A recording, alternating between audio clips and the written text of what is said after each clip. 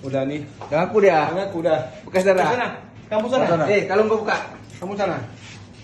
Polisi menangkap Muhammad Rizky Fernanda, pelaku pembunuhan terhadap Fajarullah 25 tahun, seorang pemilik kios ponsel berkah sel di kawasan Menasah Baru, Krung Barunajaya, Aceh Besar pada Senin pagi 29 Januari. Kamu sendiri.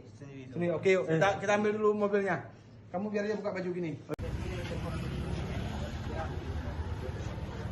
Pelaku yang merupakan pekerja di kios ponsel milik korban ditangkap tidak lama usai kejadian. Lewat mana? Mana? Depan lagi. Ini yang jaga ini siapa nih? Di kini, Bang. Kasat Reskrim Polresta Banda Aceh Kompol Fadilah Aditya Pratama mengatakan pelaku sengaja membunuh korban karena terjerat hutang. Korban diketahui menagih hutang kepada pelaku yang telah bekerja bersamanya selama 2 tahun. Ini itu aja plastiknya. Karena terdesak, pelaku sengaja menunggu korban tidak jauh dari kios ponsel.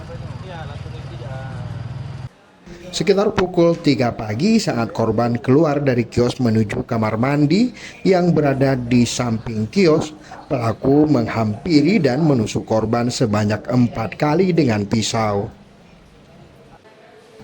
Pelaku langsung melarikan diri usai korban terkapar dengan minibus yang sengaja dirental.